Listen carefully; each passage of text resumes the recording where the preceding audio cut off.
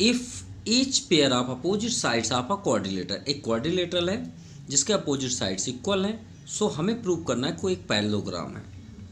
तो चलिए एक क्वाड्रिलेटरल यहाँ पे हम बनाते हैं।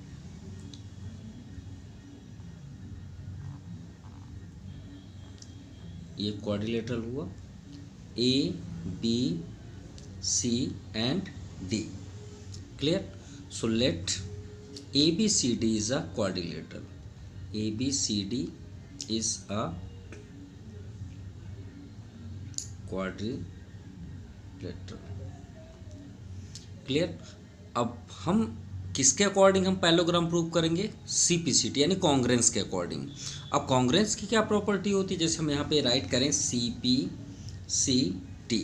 Corresponding part of congruent triangle. So यहाँ पे नाम क्या शो हो रहा है, ट्रायंगल। तो क्या बिना ट्रायंगल के हम कॉन्ग्रेंस कर सकते हैं, नहीं कर सकते। तो हम इसके लिए यहाँ पे क्या करेंगे, कंस्ट्रक्ट करेंगे। हम कोई भी एक डायगोनल्स को ऐड कर देते हैं। तो हम यहाँ पे ज्वाइन कर देते हैं ए से सी को। सो ज्वाइन ए सी या ज्वाइन डायगोनल्स ए सी। अब बात करते हैं, देखिए पैरेललोग्राम हमें प्रूव करना है। क्या प्रूव करना है, to prove A B C D is a parallelogram, A B C D is a parallelogram. तो सबसे इंपॉर्टेंट तो हमें ये मालूम होना चाहिए कि पैरेललोग्राम की प्रॉपर्टी क्या होती है। पैरेललोग्राम की property opposite sides are equal. तो अपोजिट साइड्स तो ये दे रखे हैं क्वेश्चन कि each pair of opposite sides are equal in quadrilateral.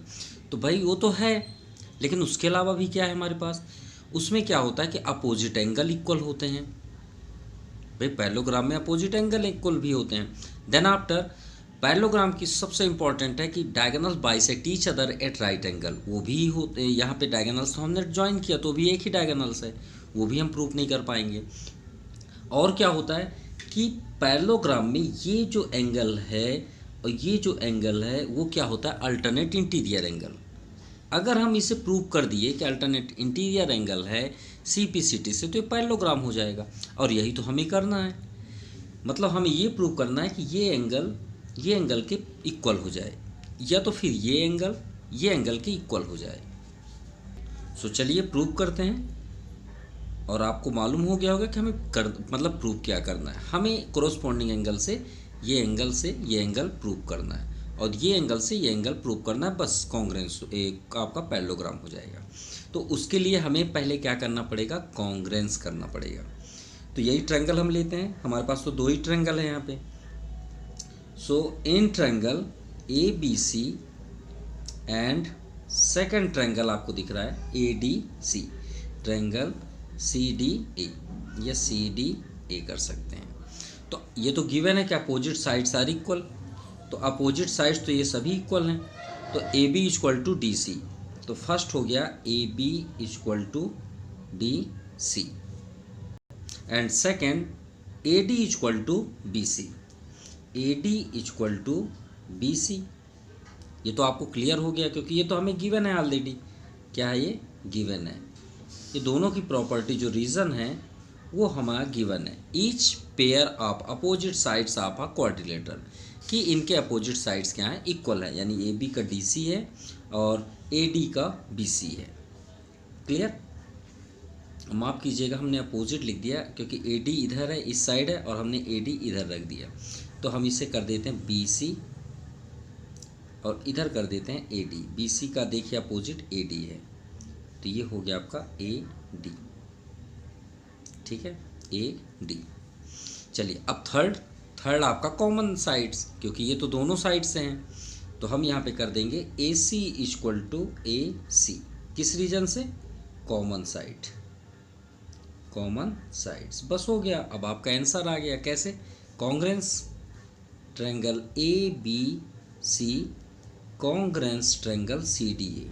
जो ट्रायंगल हमने लिया वो ट्रायंगल क्या है आपका, कॉन्ग्रेंस है। किस रीजन से, साइड, ये साइड है आपका, ये भी साइड है और ये भी साइड है। वो रीजन को यहाँ पे कर दीजिए, side side side, side side side of congruence. Simple. अब जब ये माफ़ कीजिएगा, जब ये कॉन्ग्रेंस हो गया तो इसके कोरोस्पोंडिंग एंगल भी इक्वल होंगे। तो चलिए राइट करते हैं। तो ए सी बी, तो यहाँ पे हम राइट करेंगे ए बी सी है यहाँ पे, तो देखिए A C B, angle A C B is equal to C को हम कोरस्पॉन्डिंग कर देते हैं इस एंगल से, C A D, angle C A D किस रीजन से, सी पी सी टी। लेकिन यहीं तक मत करिएगा, एक और कर लीजिए, ये एंगल को कर दीजिए कोरस्पॉन्डिंग इसके एंगल से, तो C A B, angle C A B is equal to, देखिए सी ए बी हमने लिया तो इसका कोरस्पॉन्डिंग ये हो जाएगा ए सी डी, ए सी डी। अब ये हम क्यों कर रहे हैं, क्योंकि हमें तो पैरेललोग्राम शो करना है, और पैरेललोग्राम के लिए ये दोनों क्या हैं, अल्टरनेट इंटीरियर एंगल है। तो ये सी पी सी टी से ये तो प्रूफ हो गया। अब यहाँ पे आप लिख दीजिए hence angle A C B, ये जो हम राइट कर रहे हैं ये A C B equal to angle C A D, ये क्या है, अल्टरनेट इंटीरियर एंगल।